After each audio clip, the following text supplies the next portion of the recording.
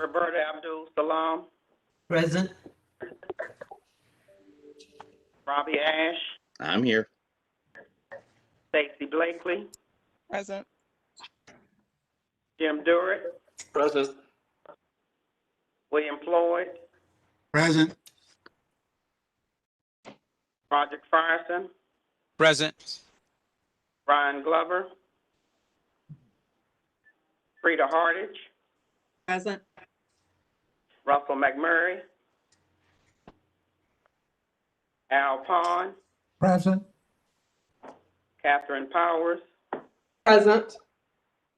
Rita Scott, Present. Reginald Snyder, Christopher Tomlinson, Thomas Worthy,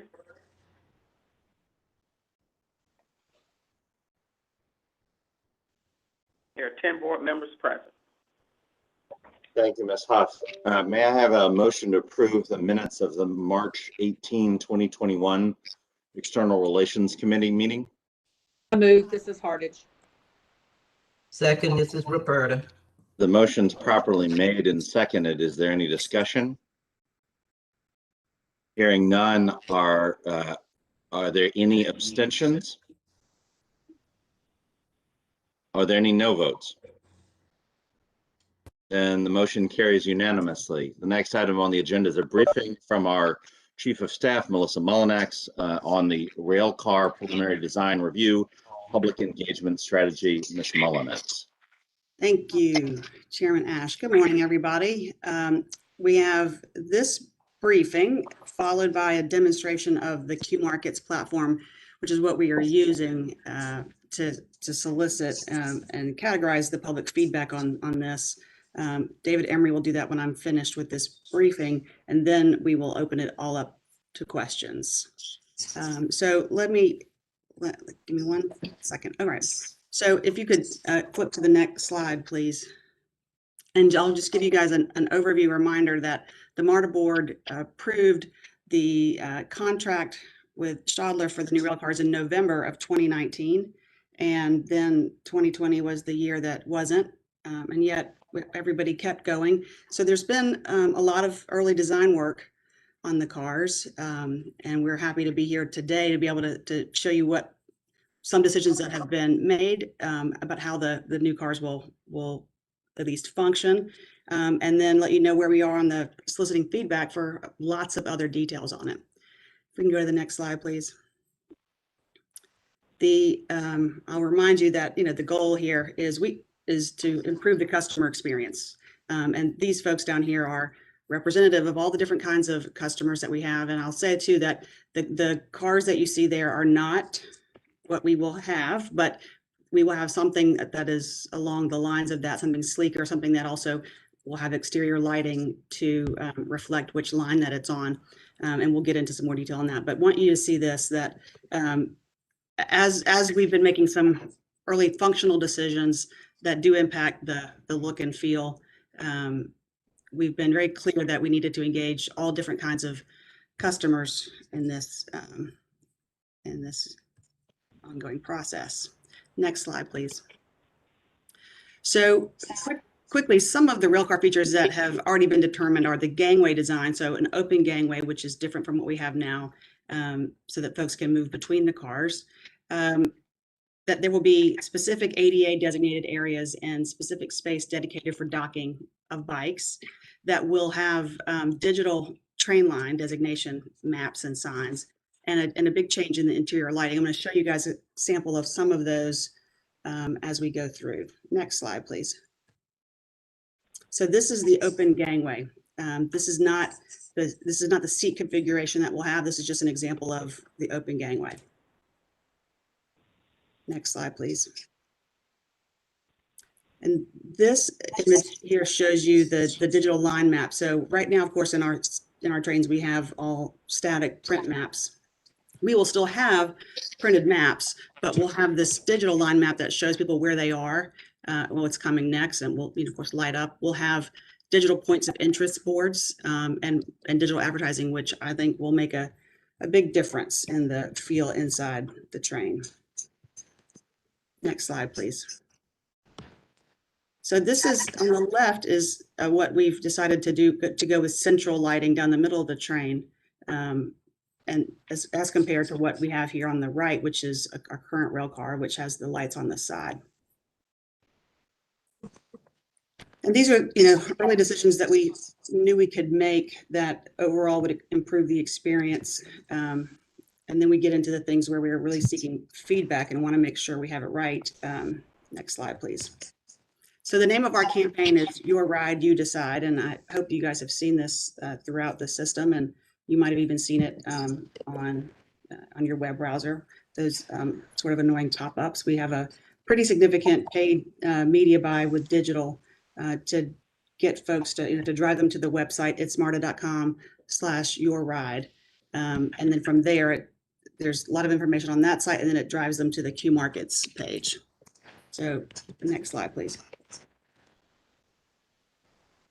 So let me say first that Connie Krisak, who many of you know is the project manager for this new railcar design, and she's just been terrific and has already made presentations to the Riders Advisory Council and to the Mobility Accessibility Committee. She's been engaged with the Transportation Department and operators on the inside of the rail car, of the cab. And so she will continue to do all of that work, and we're really grateful that she's come on board to do this. This first phase, really started back in February with those early meetings that Connie was doing. And then we went public on May 3rd with the Your Ride, You Decide campaign and focusing on internal rail car. So later this summer, July, but maybe August, we'll come back and talk about external rail car features and sort of the look and the design of the exterior and the colors. And I'm going to preview that for you at the end, but that's coming later. So when we launch, there's a 30-day public engagement window. We'll be collecting comments and taking that back and making some adjustments. We're also, not forgetting about our employees. So a real push on customers and stakeholders, but also employees. The last thing I want to say here before we jump to the next one is that in addition to QMarkets, the digital platform, we also have a canvassing team, and you'll see some photos of those guys coming up, who were in the stations throughout the month of May at various stations, engaging people face-to-face with paper surveys, because we know that everybody can't go online to make those decisions. All right, next slide, please. Okay, so this picture here, this is one of our canvassing teams who are out in the stations. This is the sort of the list of the ways that we're trying to reach people: station announcements and bus header signs, printed collateral and canvassing throughout the stations, and direct surveying of customers. In 2 days, we've had 250 paper surveys completed. You'll see in a minute what we have online. So I think we're getting significant engagement and feedback from folks. Next slide, please. So this goes on to talk to you a little bit about the digital and social media that we're doing. As I mentioned earlier, we have a paid media buy. We have a text message campaign where we're texting out to 20,000 cell numbers to push people to the website and get their information that way. We've made phone calls and emails to all of our elected officials in the jurisdiction so that they know and can share it around. And I believe we're getting traction from that. Next slide, please. On the vulnerable population outreach, as I mentioned, the canvassing activities really focus on that. And in addition to that, we'll be doing ongoing interaction with the Mobility Accessibility Committee, because what you'll see on the ADA section that we'll get to in a minute, there are lots of different components of that. And we've learned that from other railcar designs in other properties.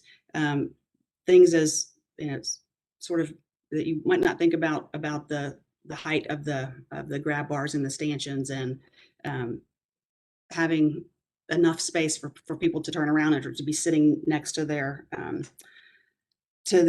co-traveler, those kinds of things. So that's going to be a refining throughout this process, I think. Next slide, please. On the employee outreach, it's seeking employee input on all of the components, but then specifically working with the operators about the interior of the rail car. And you'll see a little bit more about that in the July-August timeframe. The nose of the car will look different than it does now. And so the inside of the cab will be a little different. And we want to make sure that we're getting that right for the operators. Next slide, please. All right, so QMarkets is the platform that we launched for the Riders Advisory Council, and it's a system that we're using for this as well so far on seven areas, which is ADA and accessibility, bike and stroller areas, grab bars and handholds, luggage areas, maps and signage, seating configuration, and seat design. We have 3,452 votes. That was at some point yesterday, so it's probably higher today. The great thing about this system is that in addition to being able to vote and rank, it allows a lot more interaction. People leave comments, people can post up pictures they'd like us to take a look at. And so we're getting really a lot of positive interaction. Next slide, please. I'm going to go through these quickly just to show you under each of the 7 categories the things that we're asking people to weigh in on. And I'm not going to go into detail because when we do the demonstration, David Emery is going to walk you guys through that and show you some very detailed comments. But under the ADA issues, of course, it's the proximity to doorways and signage, emergency buttons, wheelchair areas, and then perpendicular areas, and then the wheelchair areas parallel. Let's go to the next slide, please. Under the bike and stroller areas, there's opportunity to comment on boarding locations, whether we have a particular car that is primarily for bikes, whether there's what do they want to see in the reserved areas, and what kind of docking stations they want to see. There are multiple options for that, and so I got to get all of that right. Next slide, please. This is the grab bars and the handholds, and you can see the different images. One of the things that will be incorporated regardless of which kinds of grab bars we go with will be charging, phone charging inside the rail cars. And some of that is incorporated into the grab bars that you see that are sometimes in the middle of the cars. Next slide, please. On the luggage areas, we are, of course, working closely with MARTA police and concerned about safety issues and their ability to see all the way through the car when they step on. We are curious to see what folks say about a dedicated luggage area and whether they would use that in a way that folks do on a commuter train. So we'll be curious to see what comes back on that one. Next slide, please. The maps and the digital displays. I think that everyone's going to say yes, they want to see more digital, and we have already incorporated that. But we do want to get feedback on the other things that they'd like to see inside the car. Next slide, please, on seat configuration. So right now, most of the seats in our cars are transverse. We're looking at a combination of transverse and longitudinal to allow more space, frankly, when there's crush loads, which we know happens on Falcons days and Atlanta United days. And so we're going to be offering up multiple ways to slice that. On the next slide, let's take a look at the seat design.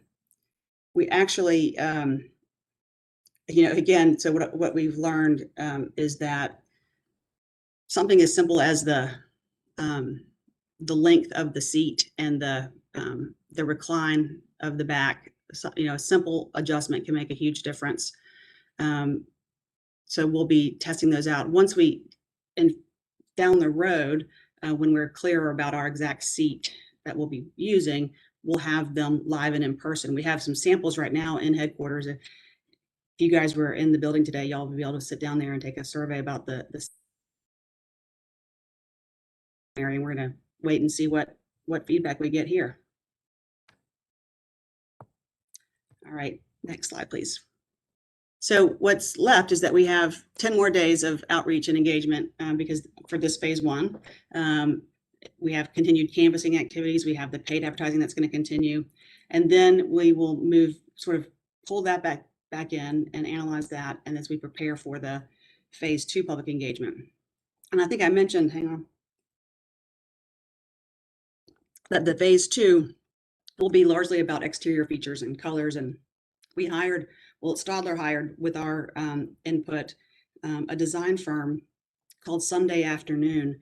And I'm going to show you a couple of the things that they put together in their initial presentation to us. This is, again, this is not what the rail cars will look like, but it gives you a sense of where we might be headed. And certainly the public and the board will have the final say on what these trains look like. Let's go to the next slide, please. So nice little sketch. What we know is that the nose shape will be sleeker. We're still working through the front door locations and all of the things on the inside of that work for the operators. But this gives you a sense of what we're looking for. The next slide here, this is one of Sunday Afternoon's designs, using the MARTA colors in this metallic way. I think, I suspect that the folks who don't like to see rail advertising will really like the idea of, on the outside of the cars, will really like the idea of these fully designed cars. Next slide, please. This version sort of plays on the different rail lines that we have, the red, gold, green, and blue lines, in a fun way. And then next slide, please. And this one is the more of a grown-up version of that. So I think you'll see when we come back in the late summer on the external look and feel that we'll have some really interesting things to share with you guys, and hopefully something that y'all will like. So that's what I wanted to walk you through. And now David Emery's going to demonstrate QMarkets and take us through that site. All right, thank you, Ms. Molnax, and I will be sharing my screen here.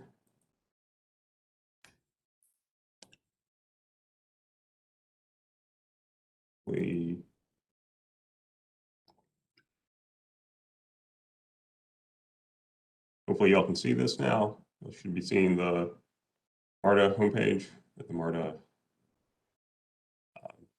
Railcar page. This is the page that that Ms. Molnax mentioned that we are directing people to through the marketing campaign. And as you can see here, has our URide, You Decide branding, and some general information about the project. But if you scroll down, you'll see the link to the provide feedback. So this is what takes us to the QMarkets page. So QMarkets is a third-party vendor that provides this this web-based service. We've actually been using it at MARTA for almost a year now with our Riders Advisory Council, and I would describe it as a online suggestion box and discussion platform. So in the case of the RAC members actually can submit ideas and suggestions, and there'll be discussion around that. In the case of this Railcar campaign, what we've done is as staff have pre-populated this campaign with about 20-25 different ideas that we're looking for public feedback on. They are organized into the 7 categories that were mentioned earlier. And I just want to kind of step through this, show off some of the functionality and how our riders will be engaging with this platform. So let's start and jump into the maps and displays. This is one area where we've seen quite a bit of engagement. So you can see here, these are the same ideas that Ms. Molnax covered for this topic. We have questions that we're asking the riders about how important are each of these features, showing destination, showing next station, some new display types that we're looking at, like the digital line maps. I can actually focus in on that one. So if we go in here, you'll see that we have a short description of what this line map would be. In this case, this is a digital display that typically goes over the door, showing you where the train is headed and where it is along the line that it's currently serving. So we have a couple of examples here. This is from New York City of a prototype that they're doing. This is from Newcastle in the UK. This is actually another Stadler project. This is another example of the kind of thing we're talking about here. So we can show photographs, we can show videos. This is an embedded video asset here. So this is it's showing a few, but just a short clip showing you kind of where the line maps would be located above the doors in relation to the interior of the car. So we can have various multimedia assets that kind of help convey what we're talking about here. We do note that these are just illustrative examples. The final design may look a little different, but the idea is to show riders what the concept is and kind of the direction that we're going with these potential features. And then what really is exciting about this is the ability for riders to engage and rate the different ideas and discuss the ideas. So you'll see there are these stars up here in the corner. So if I click on that, it will ask me to log in. So any member of the public can go to this website. They can view the ideas. They can view all the pictures and see what other people have said.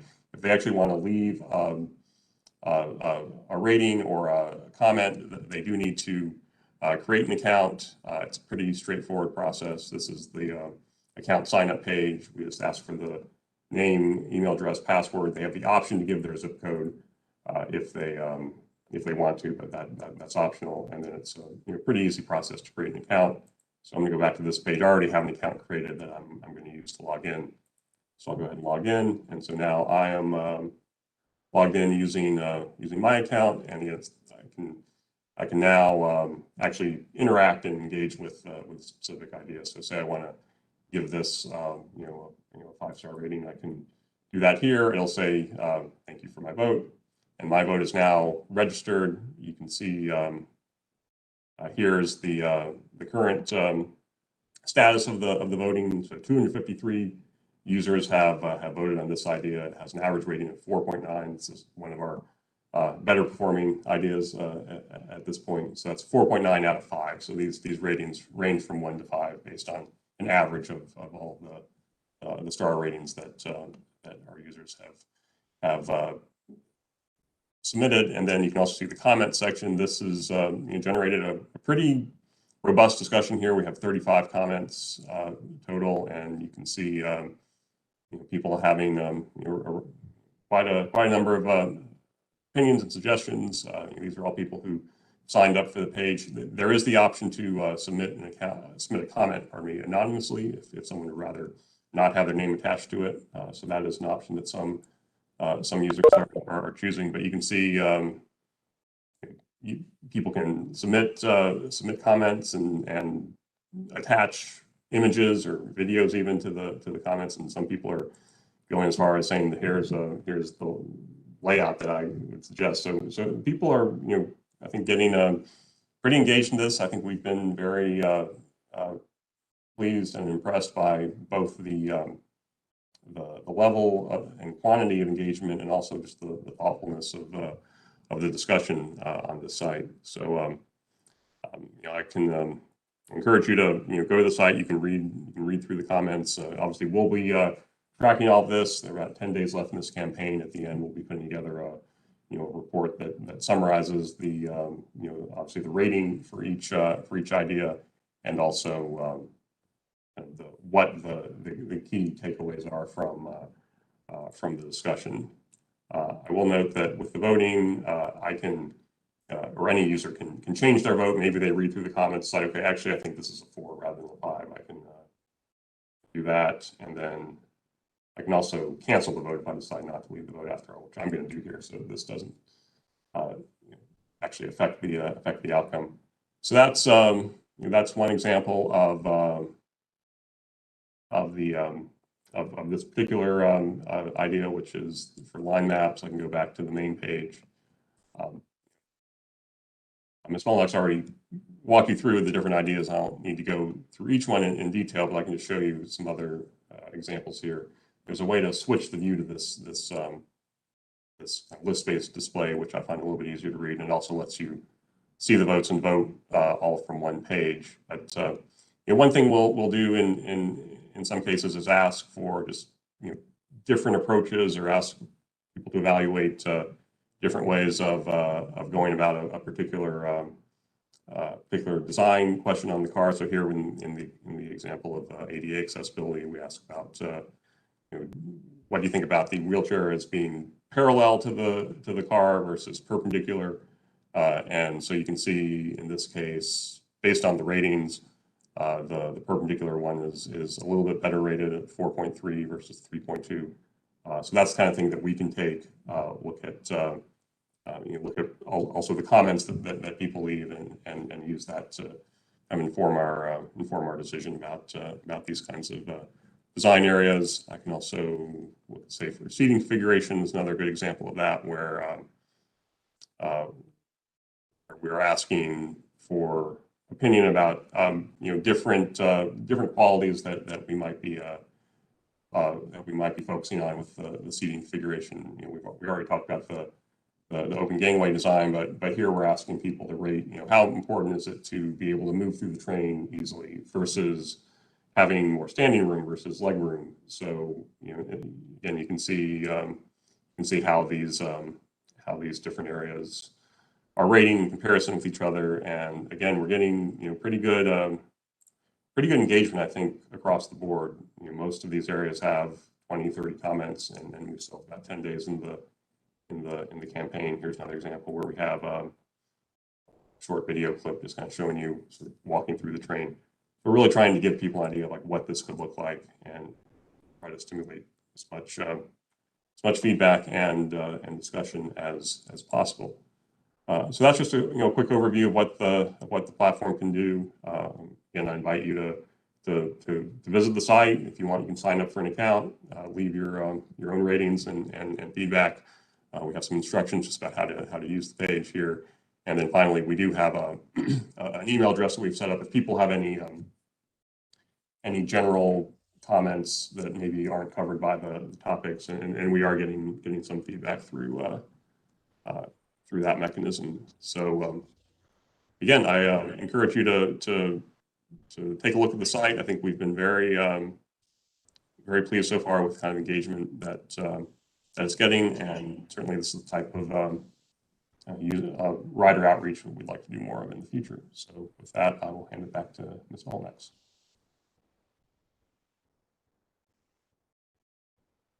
I believe you're muted. Thank you very much.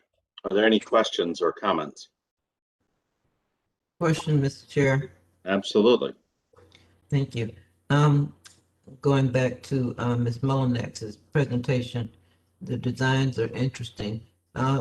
Question for the lighting. Yes. If we go down, well, whichever type of lighting we end up choosing, will those be the LED, energy saving, long life kind of lights, or standard? It'll be the LED. So I think that the trains will all be much brighter as well. Yeah. And one other question, when you're talking about the, what did you call it, gangway, the door that goes completely through, will there be doors that can close if you need to close them? Now that is a question above my knowledge. We'll have to get back on that. This is Jeff. There will not be doors that allow you to split the cars up like they are now. By really by design. That's what we're trying to make sure that we create a much more open environment and really promote a feeling that allows people to move through the train, whether it's kind of personal preference to find a lesser crowded part of the car, distribute people amongst the car better, and also at times just to be able to move through and find an area where they either feel more comfortable or safer. I guess I was thinking, Jeff, about containment if you need it, particularly for our MARTA police. If there was someone that's running and trying to avoid the police, you could close the doors and contain them into one car.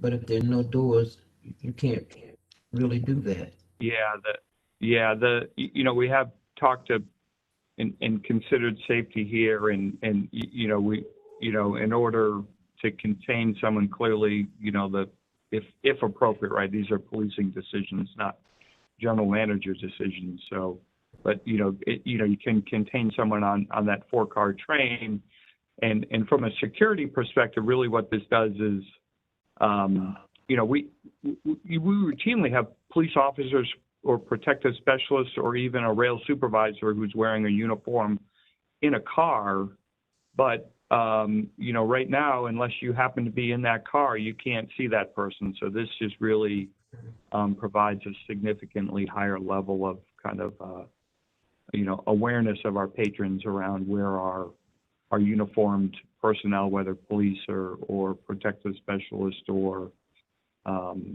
supervisory. So that's really what we're trying to aim at. Okay, thank you very much. Interesting presentation. Hey, Robbie. Yeah. I just wanted to say that, the purpose of this presentation was about how we're engaging the public. And I just want to say, I think that this is fantastic.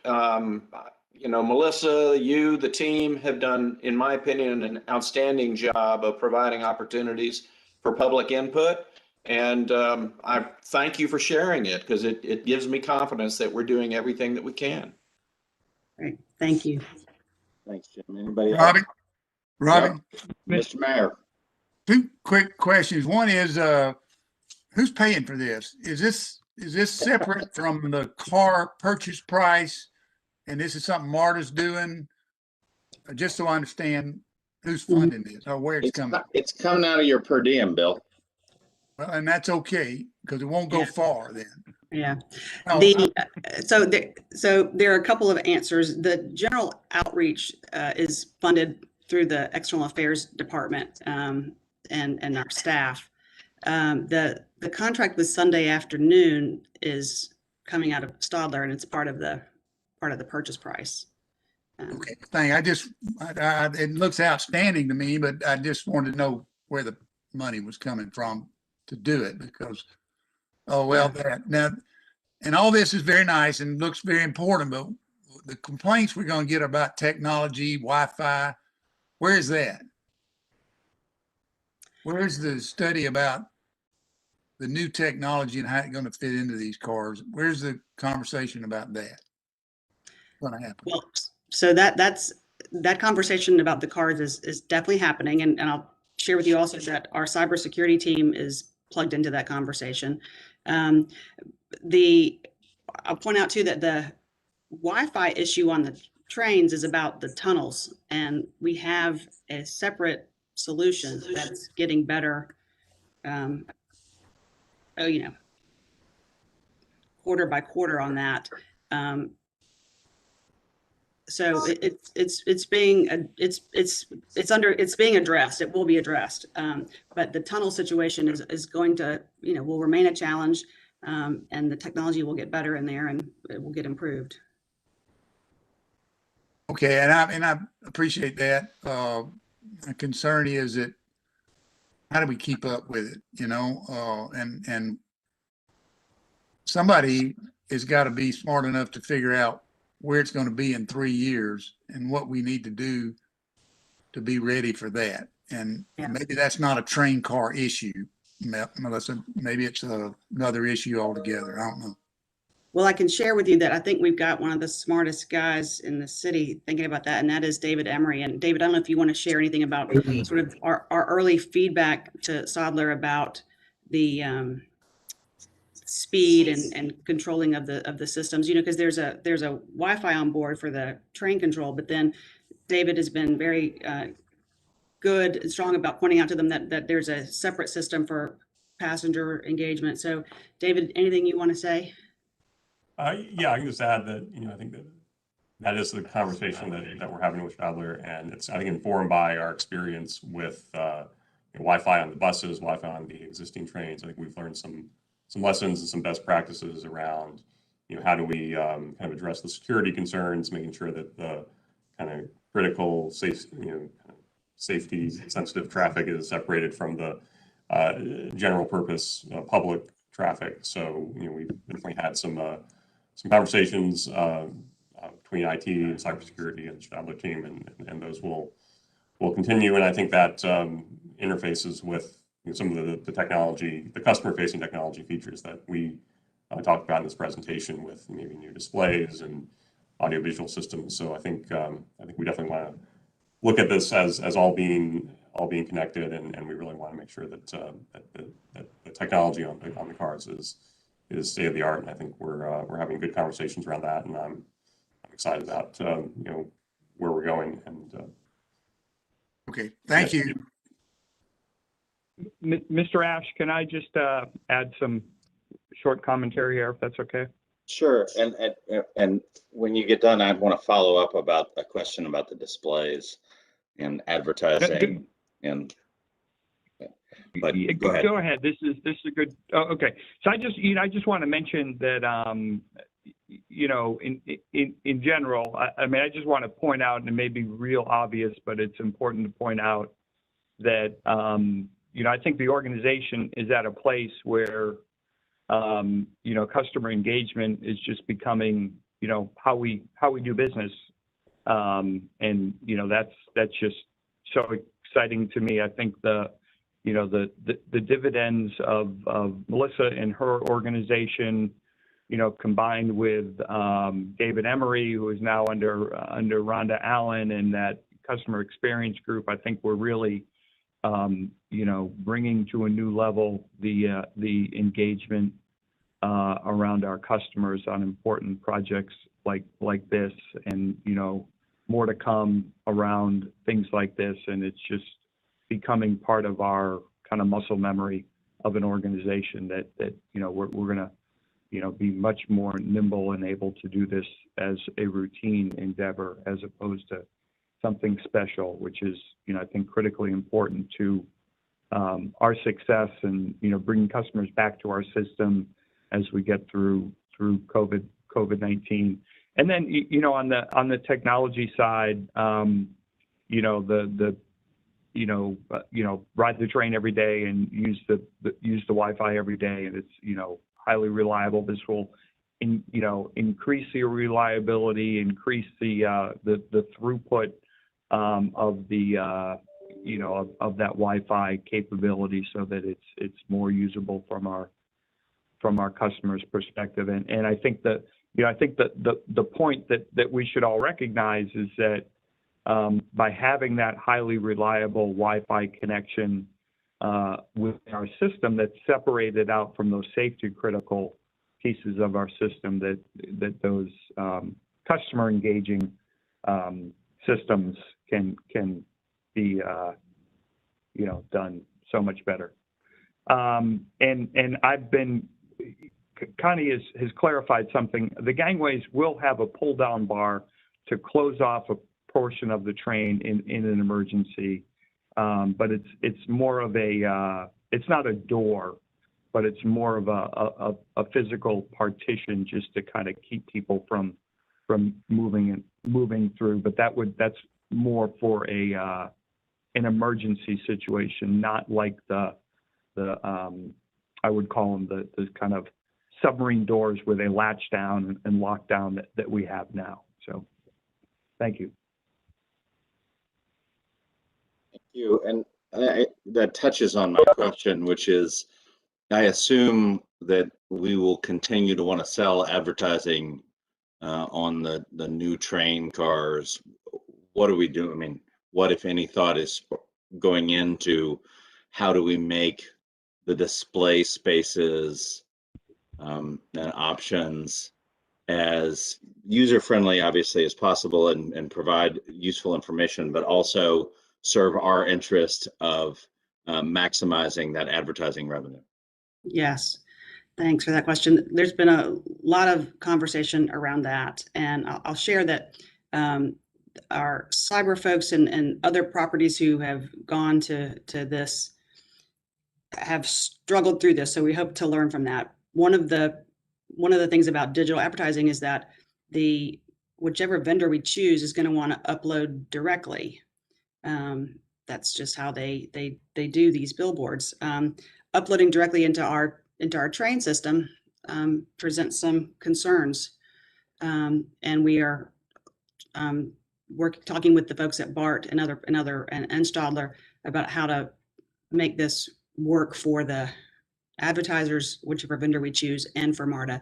The spaces, I think, we have lots of identified spaces and not too many so that it's not overwhelming. And it's accessing those spaces is already written into the current RFP that's that you guys have authorized that's going to go out on the street sometime in June. So there's a plan for it. We think that it's going to make the authority a significant amount of money, more than the traditional advertising has done, but we've got to make sure that we get the upload and the cybersecurity concerns worked out. Okay. I know it's been a not inconsequential part of our revenue and some of the partnerships we do with external agencies like the Falcons, for instance, or United, or some of the others, whether it's the train wrapping or the bus wrapping or the multimedia capabilities on the trains themselves. Just want us to keep that in mind, but it sounds like this is well under control. Thank you. Yeah. I think the new trains are going to look so good that we're not going to want to wrap them, but but we'll Until we decide we need the money, but sure. Right. But I know Mr. Durrett's going to tell us to say no to the trial lawyer crowd, which will be easier when it looks so good. But I do think we'll have, however this plays out, we haven't changed our policy about advertising, so we're moving forward with the assumption of building all this in with some more discussions with the board around that. But on some level, we're changing the dynamic here because now, the train will be a 4-car, as opposed to thinking about individual cars and wrapping a car. The train is a 4-car train that will, be coupled together with very distinctive ends, and right now the middle of our trains are virtually the same. So I think the notion would maybe be more about wrapping a portion of the train towards the middle, as opposed to the whole thing, and maybe the design of the paint scheme, I'll call it, although it might not be paint, incorporates the ability to do that so that it looks, much more kind of integrated into the design, as opposed to what we have now, where we're kind of putting something on top of something. That car design goes back, probably 25 years before the notion of ever wrapping a train ever existed. So we'll incorporate that in a meaningful and thoughtful way to make it work. So, thank you. Robbie, one last quick question. His name is Roscoe. That was who was joining me for this Zoom. Yesterday was his last day of preschool, so today is his first day of MARTA committee meetings. Mr. Floyd, yes. These digital screens inside the cars or advertising, if you all had any discussion about running CNN or TV or the football game or something on these screens or inside the cars? Or is that something we're not talking about? So David may be able to speak to that. I think the experiment with the TVs on the current trains did not go so well. I think the digital space will definitely have scrolling news in the way that Avis does now, but I don't think that there's been a plan to have live or cable TV or anything like that. David or Colin? I would suggest that I think we're really incorporating that already into our system in a different way, Mr. Floyd, and that's really about the device that you bring in, whether it's an iPad, an iPhone, or some other thing, and connecting to our Wi-Fi and just streaming what you want to do with headphones on, and so I think that's the way we're headed.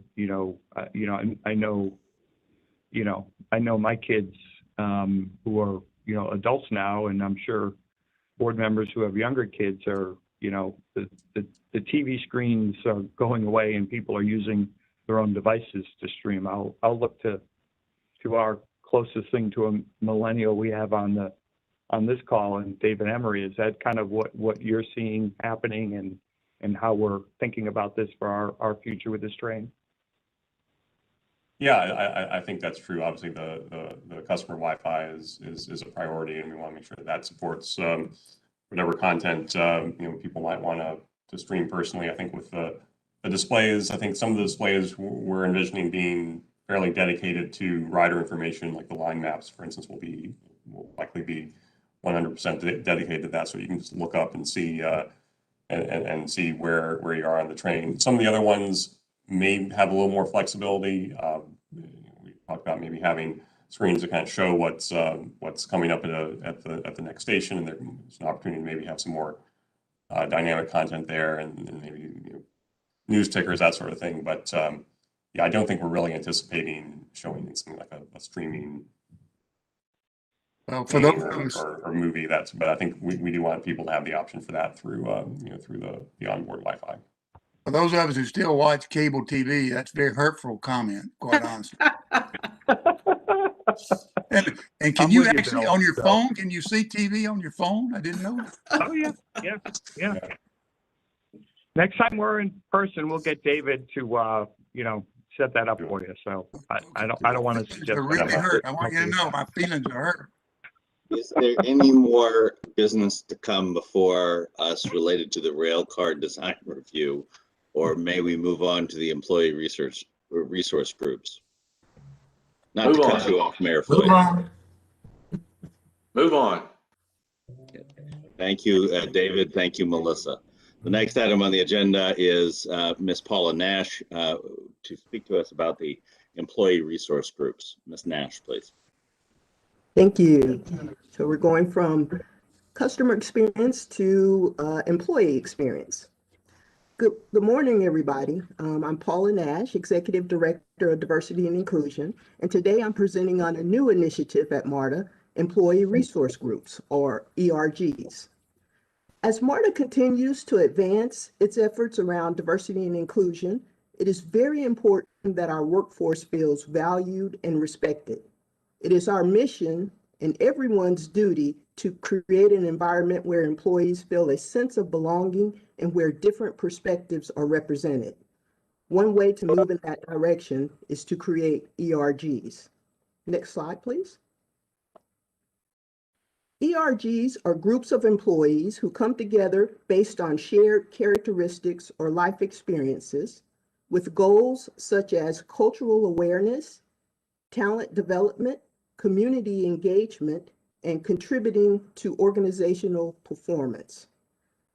Traditional ERGs have focused on characteristics of underrepresented groups, but ERGs are expanding to also create interest-based groups gathered around particular activities such as environmental advocacy, community service, or workplace wellness. In fact, I was talking to a Facebook employee who told me that during the pandemic, with the school closings and kids having to do virtual learning, which of course had a huge impact on working parents, Facebook actually created a parents ERG, which was very popular. Next slide, please.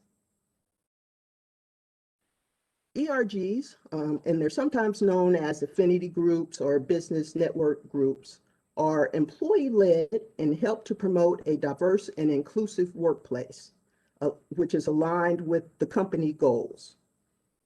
They're used to foster not only inclusiveness, but also innovation, organizational change, improved business decisions, and financial performance. They are also an important tool used to build connections and drive a sense of community within an organization. They enhance mutual respect and create a sense of belonging.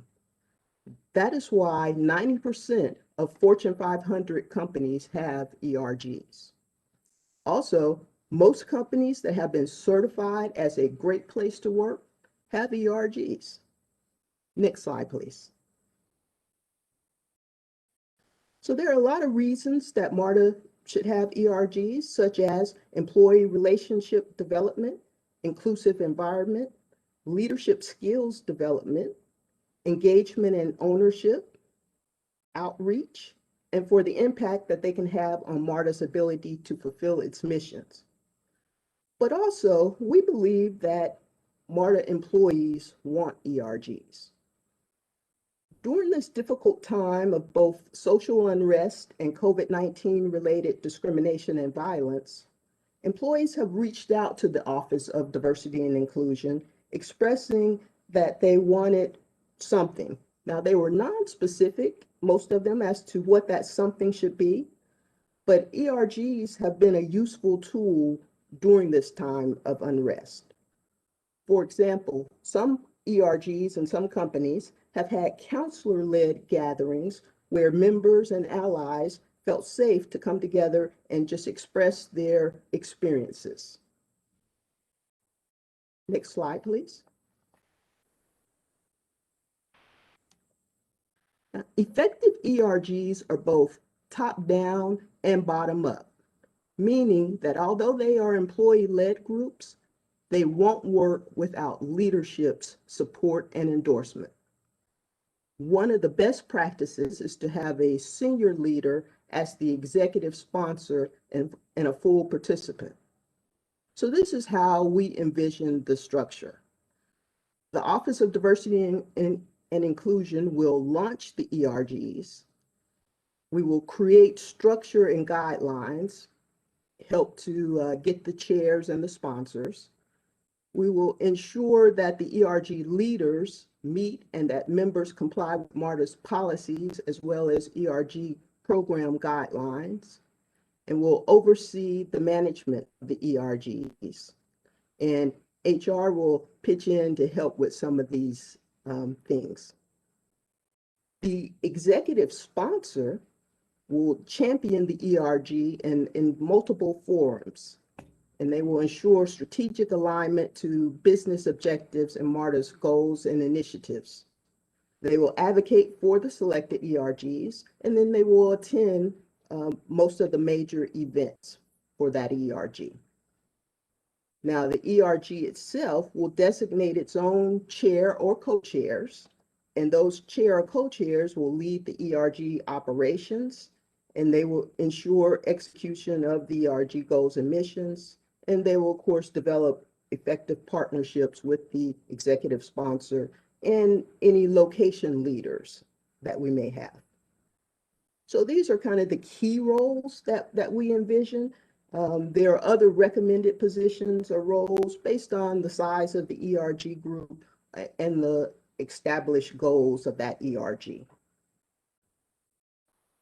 Next slide, please. So specifically, we expect the ERGs to create operations playbooks, or essentially what they want to accomplish. We expect them to cultivate relationships with leadership and sponsors as well as allies. They will create their programming, so which essentially will be what type of events they would like to have. And that can be a myriad of events, anything from lunch and learns, speaker series. They can help with job fairs, cultural events, industry events, community service, and that list goes on. We'd also like them to partner with internal partners on initiatives.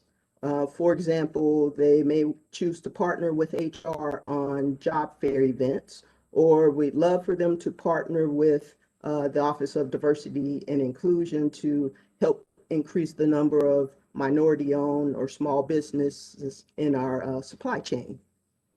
And then we, of course, would like the ERGs to engage and involve our frontline or shift workers, and particularly those who are not located at headquarters. Next slide, please.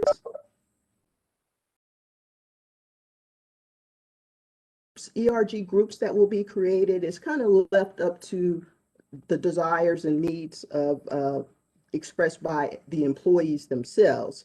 But here are some common groups that we are proposing. So there, you see there's a women's group, LGBTQ plus group, millennials, veterans, Asians, Latinx, African Americans, and individuals with disabilities. And these names are just sample names. The actual groups will get named by the members themselves. Next slide, please. So there are many ERG success stories, but just to highlight a couple, here on the right, you see Community Network, which is an African-American ERG group at AT&T.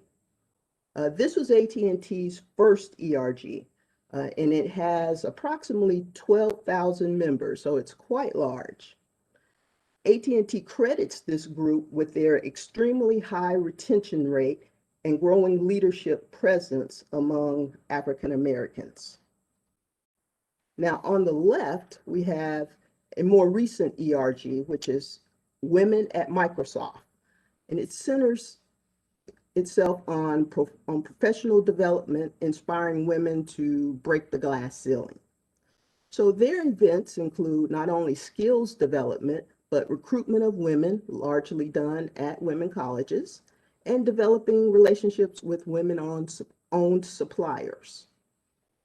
Next slide, please. So we are currently in the fourth quarter of FY21, and if you see there, it talks about launching a survey, and we have done that. We're waiting on the results of the survey, but we did that survey of authority-wide to our employees. We're presenting now to the board, and we also plan to communicate more with our employees. But what we're hoping is that by first quarter of FY22, we'll be able to launch our first 2 ERGs, and then hopefully 2 more ERGs for the next 3 quarters after that. Next slide, please. So in conclusion, we have no doubt that ERGs will add value to MARTA as they have with other companies and other transit agencies. ERGs lead to highly engaged employees and enhanced productivity, and this engagement leads to retention. Some other things that through our research, particularly talking to transit agencies, we have found that the ERGs help meet the equal employment opportunity goals. In other words, they help to create a diverse demographics within the agency. ERGs will allow MARTA to respond to the community in more culturally relevant ways. And as we discussed earlier, many focus on professional development, which leads to more diverse and stronger career paths for our employees. So this concludes my presentation, and thank you so much for your time and attention. Thank you, Ms. Nash. Are there any members with questions or comments? Hey, Robbie, this is Jim. Paula, this is fantastic. I've been spending an awful lot of time working on, DBIE efforts in various environments, and I'm just so happy to see that MARTA is working on this. And I would hope that as a next phase that we might be able to figure out, because these are like affinity groups, and it's really important for people with diverse backgrounds to get together as well. So that's, I guess, what I would hope to see when you come to us next year. So thank you very much. I'd love to see that also. Thank you. Thanks, Jim. Anybody else? Yeah, this is Mr. Frierson, we can barely hear you. Okay. Oh, that's better. Oh, Yep, that is. okay. Question. So when these groups are created, so are they rolled to do things internal as well as external, or do they just kind of define what that looks like? Well, they will define it with their setting their mission and their goals, but yes, we would like them to do things internal and external.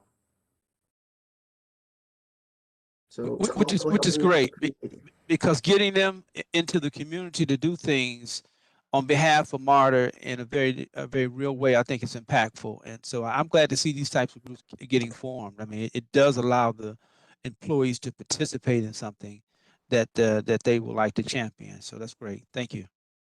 Thank you. Anybody else? Hearing none, thank you very much, Ms. Nash. Thank you. Is there any other business to come before the External Relations Committee at this time? Mr. Chair, can I just give a quick update on a Secretary Buttigieg visit? Sure. So I'd like to let you guys know that Secretary Buttigieg will be in Atlanta tomorrow for a visit to talk about the American Jobs Plan and the American Rescue Plan. And he will be, what we know right now is that he will be landing at Hartsfield and taking the train to East Point Station for a conversation with Mayor Ingram in East Point, and taking a look at our the TOD that we're working on at East Point with the city and Station Soccer there. Jeff will be meeting him at East Point. The secretary's team has been very concerned about crowds. And so we don't have the ability to invite the whole board, but Board Chair Scott and South Fulton Rep Stacey Blakely will be there with us at East Point. I say us, I won't be there, but Jeff. What we understand too is that there's going to be a press conference later in the day on the Beltline somewhere, and perhaps a stop in between. Honestly, it's been I'll just share. It's been a struggle to get all of the details pieced together, but we're working on it. And so as I know more, I'll share with the board. But I didn't want you guys to see on the news and not have heard about it. But we're working through this with the Secretary's office. Thank you very much. Mm-hmm. Anything else for the good of the order? Okay, this committee is adjourned. Thanks, everybody. Thanks. Thank you, Chairman. Appreciate it. Thank you, Mr. Chair. Thanks to With everyone's wishes, we'll move on to the audit committee report if everybody's prepared. Are we okay with that? Yes. All right. The audit committee agenda is up before you, and I would like to call to the meeting of the Metropolitan Atlanta Rapid Transit Audit Committee to order. Can you please call the roll, Ms. Yes, ma'am. Are we? Yes, ma'am. Roberta Abdul Salam, Present. Robbie Ash, Stacey Blakely, Present. Jim Durrett, Present. William Floyd, I'm here. Roger Carson, Present. Ryan. Okay, thank you. Ryan Glover, Frida Hardage, Present. Russell McMurray, Al Pond, Present. Catherine Powers, Present. Rita Scott, Reginald Snyder, Christopher Tomlinson, Thomas Worthy. There are 8 board members present. Thank you, Ms. Haas. Can I have approval of the March 18th, 2021 Audit Committee meeting minutes? So moved. Who was the move? Roberta? Roberta was, can I have a second? I'll second, Jim. Thank you. Do we have any no votes? Do we have any abstentions? The minutes are approved. So I'll now turn it over to the MARTA fiscal year 21 external audit engagement. Brad Shell with Crow is going to give that update to us. Yeah, thank you and good morning. Glad to be here with you all virtually. Not sure we're going to be able to bring the same level of excitement and energy as maybe the last group talking about the new trains and the diversity groups that are being implemented. So audit is usually not quite as exciting as that, but looking forward to talking through our audit plan. I think we have a little bit of background noise, it sounds like. I'm not sure if. Okay. So we have a brief agenda here. Wanted to just go through a few things with you, and we'll start off, if you want to go ahead to the next slide, with some quick introductions.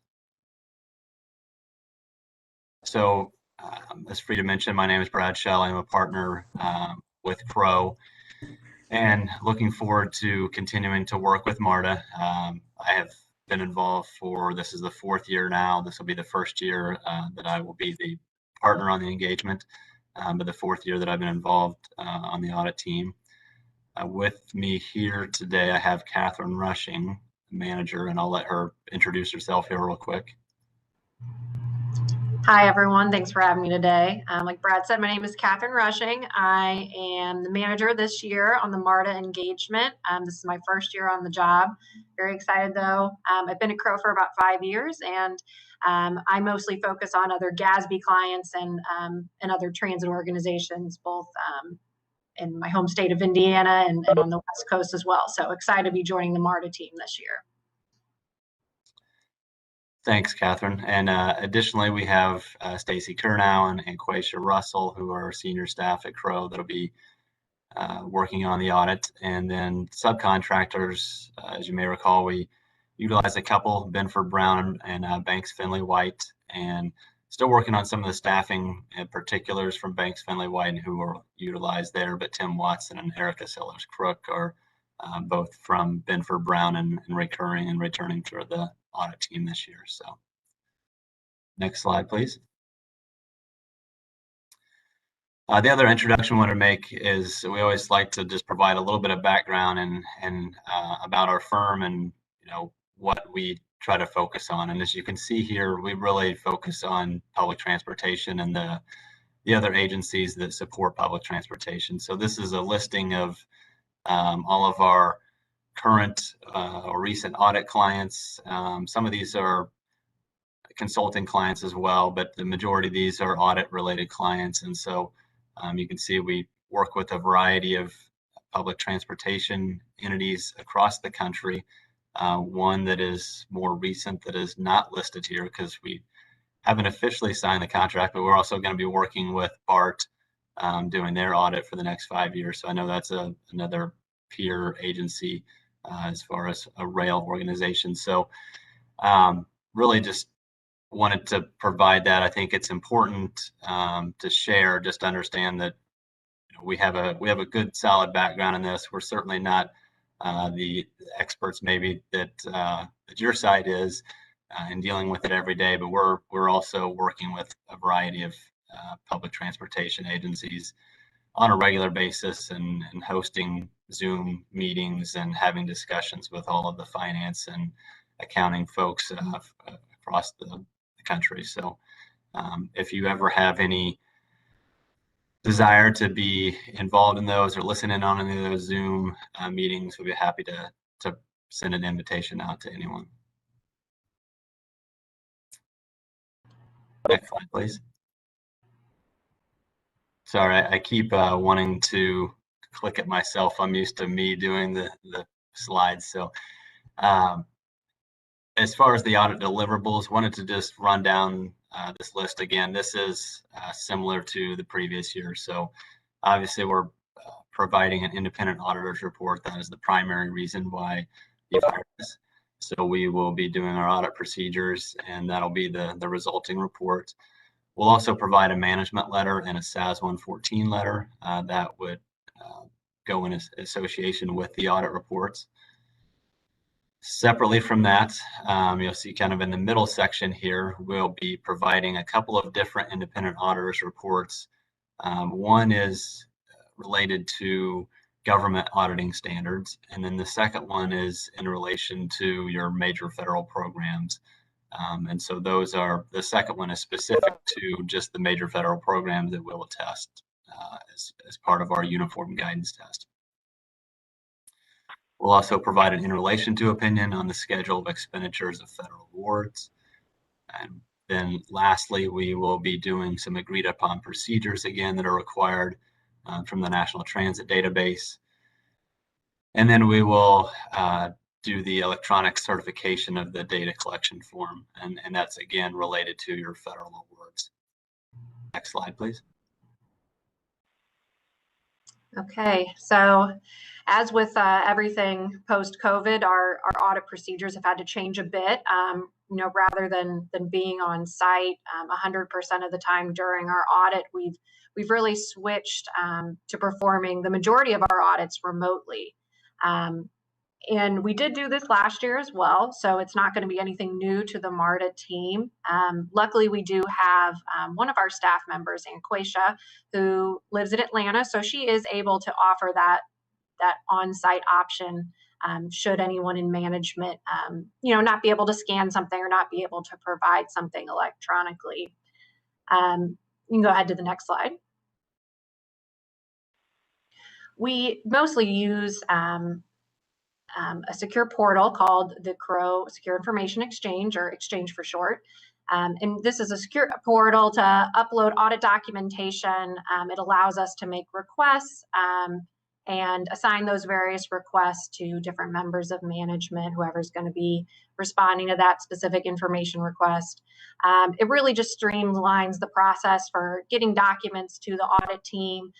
There's places in there for management or CRO to leave comments, and gives us just another avenue for remote delivery of the audit. But we always like to have check-in meetings, open ourselves up for emails and phone calls with the client to still give that same audit experience as we might be able to if everyone were on site 100% of the time.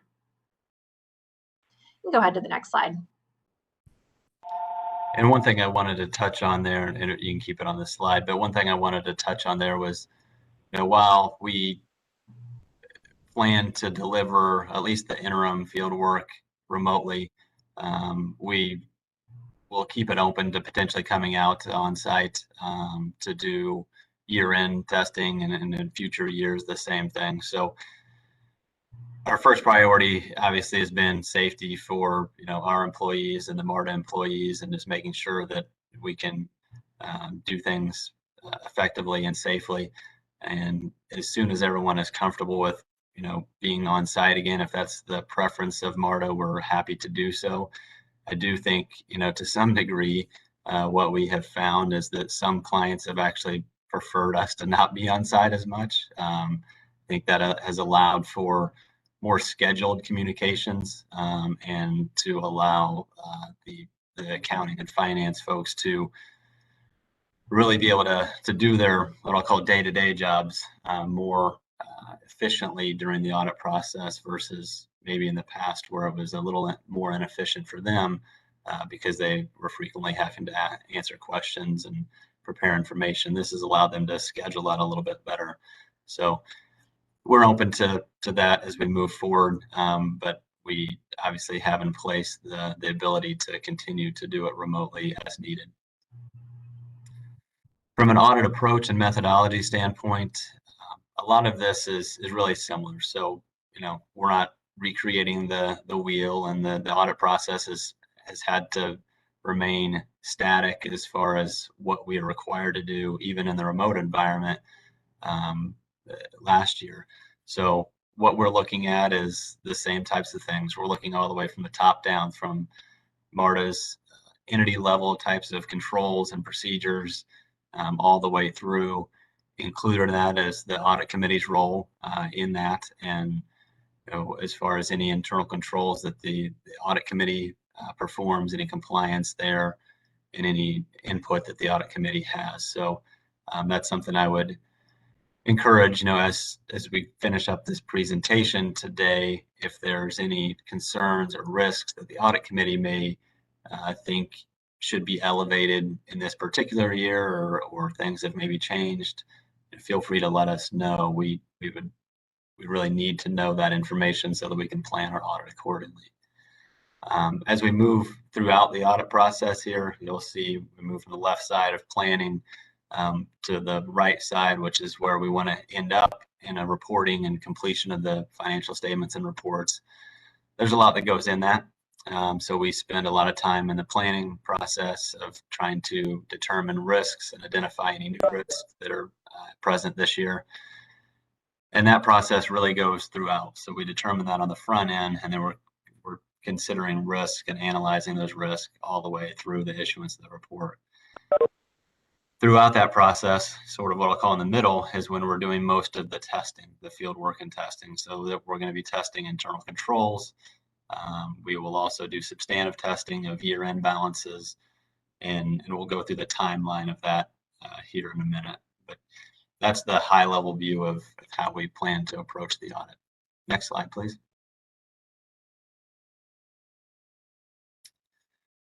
These are a few new accounting standards that are implemented, or that will be implemented this year. So we have had some initial discussion with the MARTA accounting team on these, and primarily the biggest one of concern here is GASB 84 and fiduciary activities. The others will have more limited impacts, I believe, if any at all, from an accounting standpoint. Without getting too far into the details of accounting, GASB 84 likely is going to require the single employer plans, your defined benefit, pension, and OPEB plans, to be reported in your financial statements, the plans themselves, in a new fiduciary statement. So it won't be in your assets and liabilities like you currently have a net pension liability, for example. That's not going to change this. This will be a new statement that is essentially the same as your planned financial statements. So for the pension plans, you do have separate audits performed on those. This will look a little bit like that. It'll just bring some of that information into the MARTA basic financial statements.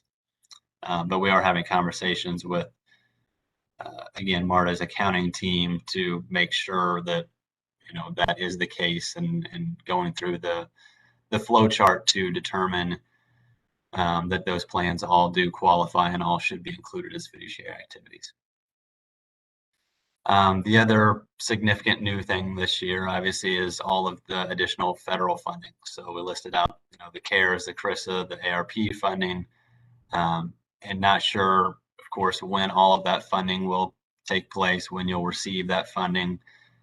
So that may, in the case of the ARP, that may get awarded. I don't think it's been awarded to you yet, last I discussed. But even then, from our standpoint, it's going to be, when are you actually drawing those funds? When are you spending those funds from a testing standpoint? So again, we'll be having conversations throughout the process on those, and making sure that those grant funds are properly recognized as revenue, and then also included on your schedule of federal expenditures. And then along with that, we'll be doing compliance testing over that to ensure that they were expended properly. We'll also be looking at the internal controls, as I mentioned.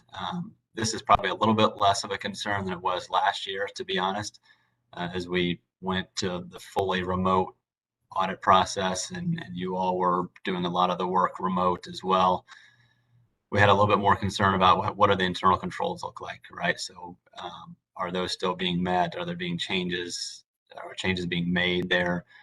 And so what I've been following up as we get into the second year for a lot of these audits is,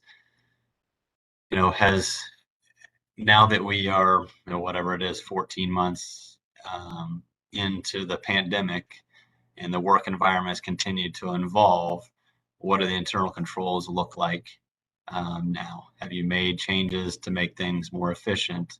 And if so, have you made sure that you still have controls in place? And so that's really going to be our focus, is making sure that you do still have good segregation of duties and other types of internal controls in place. New approach to analytics, obviously doing a comparison to the prior year isn't going to work quite as well as it does in most years in the past. There's been a lot of changes in the operations and revenue and expenses. And so we'll be taking a new approach to that. A lot of that will be looking again to NTD data and some of the operating information that's included in there, and being able to compare that to your financial data and say, does this all make sense? So we'll be taking a look at that. And then, of course, we have all the other traditional risk areas that we look at: cash, capital assets, debt, pension, revenue. So those are just some of the things that we are looking at from an audit approach standpoint.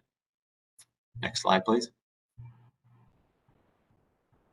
All right, on this slide, we have our timeline for this year's audit. It should look similar to last year's when it comes to particularly the deliverables, us getting you the final reports, and the timing for the audit committee meeting. The things that did change a little bit were the dates of field work. Interim was moved up a week, so we've actually already completed interim field work. It began in late April and wrapped up early to mid-May. And then year-end field work was actually moved back at the request of management.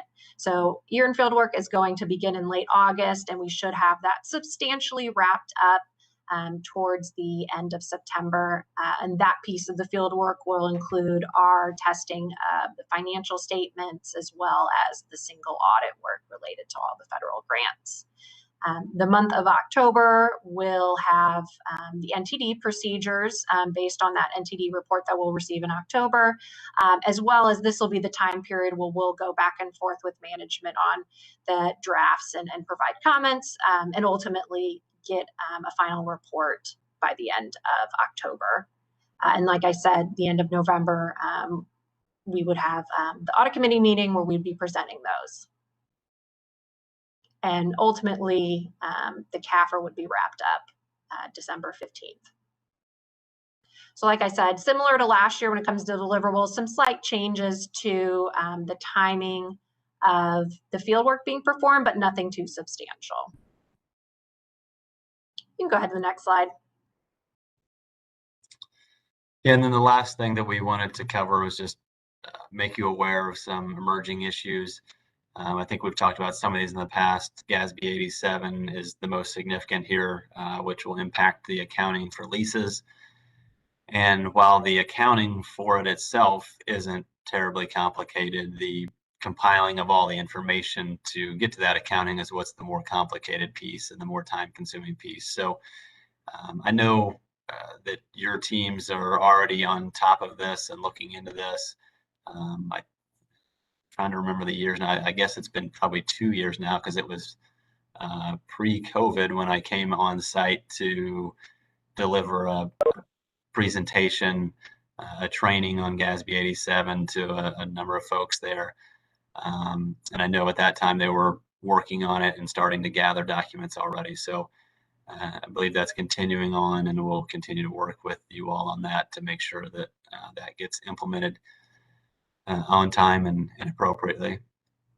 The other GASBs that are listed here, some of these may have an impact, but likely less of an impact and less preparation time. So I just wanted to bring them to your attention. And then obviously we'll continue to work through any ongoing COVID-19 related issues, and hopefully we're getting to the back end of those, but we'll see what happens in the future, and whether there's any additional funding, whether there's any other changes that come about because of that. So that is everything that we wanted to cover. If anyone has any questions, or again, if you have any thoughts or concerns risks that you maybe want to make us aware of. We'd be happy to talk through any of that at this time.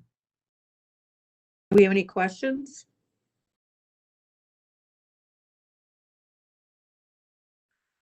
I think you must have done a very comprehensive job. Thank you. You're very welcome. All right. We appreciate it. Yes, thank you all. Next on the agenda is the fiscal 22 internal audit plan, and we're going to turn that over to Emil.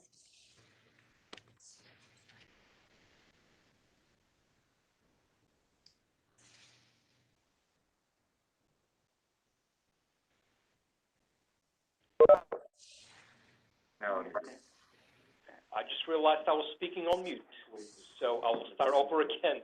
Madam Chair, Mr. Parker, members of the MARTA board, members of the MARTA executive team, and members of the public, my name is Emil Zanov. I'm the leader of the internal audit department here at MARTA, and we're finally able to move the slides along, which is a good thing.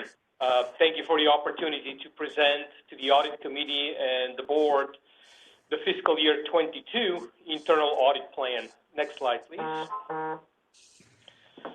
Just wanted to provide a little bit of context related to the internal audit plan and its development. It's important to document the starting point for the internal audit plan, which is why I'm presenting it here today. But there's some important elements of it. What you're going to see today is not a detailed work plan. It just lists the areas that we plan on auditing next year. Every audit engagement entails a very detailed audit plan for itself, and we do those as we begin the execution of the audit plan. So what you see here is high-level areas to be audited, but not a detailed work plan.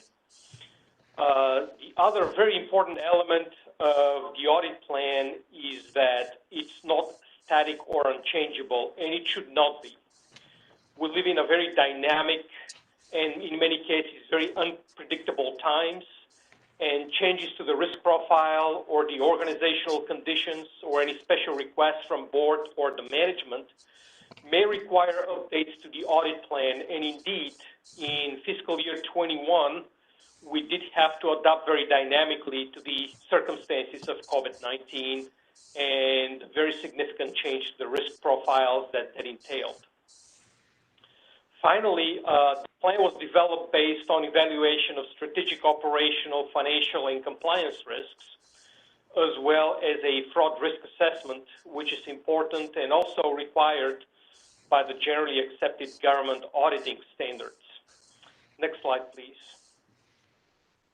Our auditing planning process begins with a very comprehensive risk assessment, which includes interviews with various different levels of management within the authority, views of past audit and past audit issues, reviews of inherent industry risks that are characteristic to the transit industry. And finally, we also take into account the materiality of the various different business units and organizations within the authority. We then digest all this input and prioritize the various different areas and create the draft audit plan, which I will present in a few slides today. And then upon review by the audit committee, we begin to deploy the audit plan beginning in June of this fiscal year. We begin the scheduling and the planning of our next year's audit plans. Next slide, please. For FY22, at a high level, we're planning 6 audit engagements in the Information Technology Audit Branch. We're planning 12 operational audits. In addition, we have provided a provision for 4 advisory projects, although this might change depending on the nature of those. We might be able to do more, for example. In addition to that, our contract audit branch operates on an ongoing pipeline, so we can never predict how many actual audits we'll be able to do in a year. That depends on the size of those audits. It depends on the nature of those audits. So we kind of, it's first in, first out in many situations. And finally, we will continue to provide support for fraud investigations.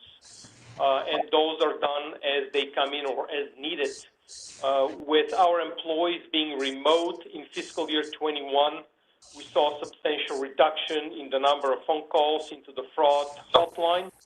As we begin to come back online and come back into the office, that dynamic might change. We might see more phone calls and more complaints, but that's very difficult to predict. So I don't want to put a number on that line. It's possible to predict what that number is going to look like. Next slide, please.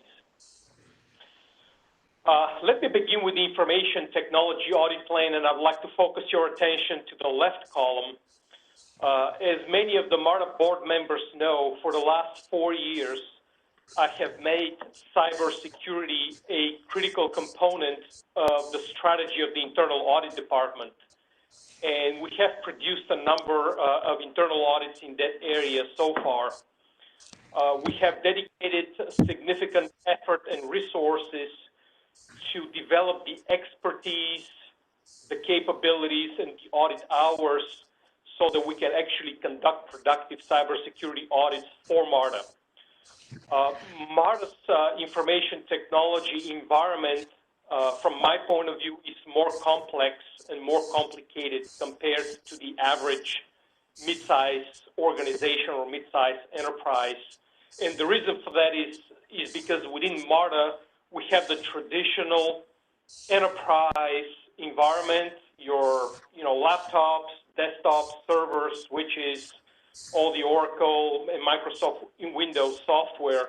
But in addition to that, we have an industrial control system component, which within a transit agency takes the form of a train control system and all the systems around the train control systems. These are various different forms of an industrial control systems, and we are paying attention to both of those environments. And as you look at the 6 audits on the left-hand side of the table, we're going to look at cybersecurity insurance. We're going to look at Oracle security. Oracle is a critical piece of our enterprise infrastructure. We're going to look at password management. We're going to follow up on the remediation of the enterprise penetration testing from a couple of years ago. We're going to also examine the remediation of the action items identified in our train control system penetration test. And finally, we would look at third-party risks, because third parties, as we rely more and more on third parties, they bring their own complexities and risks associated with information and cybersecurity, as well as performance, quite frankly. So a lot of work to be done in terms of providing the board and the executives with information and cybersecurity assurance, both on the enterprise side as well as the train control side. Next slide, please. 1245. Yeah, 1240. Continuing with the operational audit plan, as I mentioned previously, we have 12 audits on the books. And again, if we can focus on the left side of the table, we're looking at COVID-19 related grants and funding requirements, the use of non-revenue vehicles within the authority. The third one is examining the controls around inventory management, contingency review and special contracts reporting. Fifth, compliance with the recently revised revised alertness assurance policy, an audit of the Atlanta streetcars. Next slide, please. Bus maintenance audit, that's a critical part of the service we provide. Leadership succession planning, a records management and its related technology audit. The other audit that's going to be fairly significant is capital project soft cost. Number 11 is the new railcar procurement, which you saw in the previous briefing, but specifically focused on the MARTA project management side. So we're not going to audit Stadler. We're just going to look at our project management processes and rigor and discipline to ensure prospectively looking or forward looking that we have a better chance of having a successful project. Finally, the audit of police property and evidence. That's a compliance-based audit, which we do every year. This audit is required by the Commission on Accreditation of Law Enforcement Agency, also known as CALEA. That's the organization that has provided MARTA with its accreditation in the past, and I'm assuming that will be the case going forward. So these are the 12 operational audits on our FY22 operational audit plan. Let's move on to the next slide.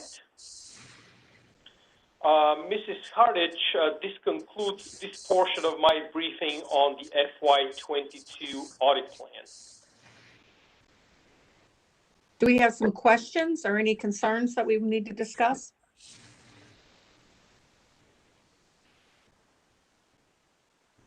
All right, I think that's full steam ahead. If you can move right into the internal audit activity briefing, please. Madam Trader, Yes. do you hear me? Yes, Mr. Pond, I can hear you. I'm sorry, I had a bad connection. I was in my car. Going back to Emil on the train control system. It was Yes. never, it seemed to be a little bit of a disconnect. It was never clear to me how bulletproof the cybersecurity was for protecting the train control systems. I know that you can run them manually, but maybe you don't need to spend a lot of time there today, but maybe touch base with colleague Greenwood and before your next meeting. I'd like to hear something about that. Yes, we have actually done already some work in that area, and I'm closely engaged with both colleague Greenwood, Dave Sprinstead, George Wright, and obviously Dean Malice as it relates to the cybersecurity within that part of the MARTA information technology environment. Happy to provide future updates at any given point in time. Thank you. Anything else? All right. And we can move into the internal audit activity briefing. Thank you. The following internal audit activity briefing will cover the months of February and March, since we had the last audit committee in March of this year. This period is only 2 months, but has quite a bit of activity inside of it. Next slide, please. In terms of the current period, we completed 4 projects. There were advisory engagements related to the return to new normal task force as it relates to COVID-19. At a very high level, all these 4 engagements were related to verifying our safety procedures in various different COVID-19 related areas, including the replacement of the air filters within our streetcar, the replacement of the bus cabin filters, the replacement of the rail car cabin filters, air filters, and also the installation of the needle point filtration system. All of these areas, I would say I'm very satisfied with the audit results. 3 of those areas received no comments, and the 4th one received some recommendations, but these were recommendations for improvement. These were not deficiencies. And I need to be very clear about that because we were at the time of the audit in the middle of installing the needle point filtration system. The project was on schedule. We made some recommendations relative to the training of MARTA personnel to be able to operate the system once acceptance is complete, and also in terms of establishing some baseline readings upon full deployment. But again, these are improvement recommendations. Everything else was running as it should be running and executed. Next slide, please. In addition to that, we finished the Cubic Automated Fare Collection System audit, which was an integrated audit with IT. And today we have on the line Mr. Charles Middlebrooks. He is the Acting Director of Operations, Audit, and Fraud Investigations, and I would actually like to turn it over to him to provide the board a brief update on the Automated Fare Collection System audit. So Charles, please take it over. Good morning. During the 3rd quarter, internal audit conducted and concluded an audit of the Cubic Automated Fare Collection System, which is known as AFC. The AFC consists of hardware and software components such as TVMs, fare gates, fare boxes, and software that supports the equipment noted. MARTA contracted with Cubic Transportation System to manage and provide maintenance for the AFC hardware and software components. A joint audit between IT audit and operation audit was performed. A total of 6 findings and 1 observation were noted. 1 audit finding was rated a significant risk, and 5 other audit findings were rated a moderate risk, which resulted in an overall audit rating of needs attention. The audit focused on 2 primary objectives. The first objective was to determine if Cubic Transportation System was performing in accordance with the contract. The second objective was to determine if hardware and software components were being adequately monitored and maintained. Based on internal audit's review, we determined that Cubic is reasonably performing in accordance with the contract and internal controls are reasonably in place. The significant issue that was identified was revenue operations performed insignificant monitoring on the automated fare collection system. Revenue operations did not have documented policies or procedures in place to monitor Cubic's activity related to repairing, monitoring of TVMs, fare boxes, and fare gates. Additionally, revenue operations did not independently monitor Cubic's service performance regarding response time to maintenance calls, the timing when actual repairs were performed, and when the maintenance of non-functioning fare gates, fare boxes, and ticket vending machines were complete. Without revenue operations having a monitoring process in place, Cubic's work activity and adherence to the AFC contract cannot be adequately monitored. Internal audit recommended that revenue operations obtain detailed training on the AFC monitoring system and document and implement monitoring policies and procedures regarding Cubic's work activity. Management concurred with internal audit's findings and recommendation. It should be noted that the Revenue Operations Management Group has implemented all of the corrective action plans, and thus the issues noted in the findings have been remediated.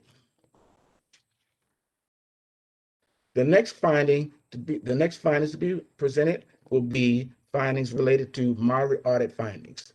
The first issue that we identified is preventive maintenance was being performed insufficiently. The second issue that was identified is the lack of adequate documentation related to reporting on project and system issues, as well as their resolution statuses. The third issue we identified is the incident management system procedures were not adequate. The fourth issue that we identified is system recovery requirements were not adequately documented and tested. The fifth issue that we identified is application programming interface configuration and security guidance has not been adequately documented. And finally, we noted an observation that the calculation of unit availability percentages usefulness should be assessed. Management concurred with all findings and recommendations presented in these reports. This concludes my report. Back to you, Emil. Thank you, Charles. The other 3 audits on the slide were in process at the time. We'll report the outcome of these 3 SOC 1 reviews, property and evidence, and COVID-19 at the July Audit Committee meeting. Next slide, please. In terms of prior audit findings, we're monitoring 19 in-progress issues. Vertical transportation, we are in the process of confirming the completion of the remediation of the 4 significant findings, and we're also confirming the remediation of the 2 significant findings in the physical security of bus and rail facilities. I expect to be able to report on those during the July Audit Committee meeting. Next slide. There was one past due finding from a pretty old audit in the direct pay process. This past due finding is related to the automation of the external training request form through Oracle. Currently, this form is being done and signed off manually, and it should be automated in order to eliminate the risk of fraud. Next slide, please. Moving over to the Information Technology Audit Group, as I mentioned earlier, they were also a critical part of the Cubic Automated Fare Collection System audit. In addition, they're working on two pretty significant audits. One is related to the software patch management, which is a fancy term for installing security updates on various different software and hardware components of the system. And secondly, an advisory project on our closed circuit television storage capacity from an IT perspective. Next slide, please. In terms of prior audits, we had 5 issues, significant issues that were outstanding. 3 of them were past due, and 2 of the past dues are in the area of cybersecurity. So if I could encourage a speedy resolution of those, I would, but those have to do with the central management of MARTA network devices or devices connected to the MARTA network, and also the running of unsupported legacy software, which increases the risk of vulnerabilities being exploited. Next slide. Moving over to the contract audit branch. The contract audit branch executed 9 audits in total and identified approximately $1.7 million in potential cost savings in cost price and change order reviews. In addition, they were working on 13 other projects at the end of March of that year, and the outcome of those will be reported at the next audit committee. Overall, pretty productive 2 months for the contract audit branch as well. Next slide. The fraud, waste, and abuse summary and hotline, it's been fairly quiet. We only received 5 calls. None of them were related to fraud allegations. So we routed them to the appropriate organization as needed, but we did not have any ongoing fraud investigations during the quarter, which was great since it allows us to focus more on our operational and advisory work. Next slide. Madam Chair, Mr. Parker, this concludes my presentation today on the audit activities for February and March. Do we have any questions or comments? Yes, Madam Chair, this is Rita Scott. I have a question, please. Scott. On slide 31, I'm just curious, and I do know you said you cover it, I believe, in June, but when you defined, could you define for me physical security? Are we talking personnel, or are we talking about product functionality when you say physical security? Okay, I'll be glad to answer that question. When we talked about physical security, this was related to the on-premise security of our facilities, such as the various different bus and rail facilities, as well as the MARTA cash collection facility. And the reason we use the term physical security, it had to do with gates and other entrance, doors and entrance points, fences and things of that nature, to differentiate that from other work that we do around cyber and information security. So this was more related to, control over gates, control over doors, badge readers, and those sorts of things. Thank you. You're welcome. Any other questions? Madam Chair, this is Rod Frierson. Yes, Mr. Frierson. When we were talking about the fare collection boxes, I'm assuming that that's on buses as well as at the train stations. Train stations and TBMs, and also the fare collection on buses as well, as it relates to the cubic part of it. Okay. All right. Thank you. Anything else? Do we have anything else that needs to come before the audit committee? Well, then at this point, I think that we are adjourned. I hope everyone has a wonderful day. Have a good afternoon. Thank you very much, Madam Chair. Appreciate it.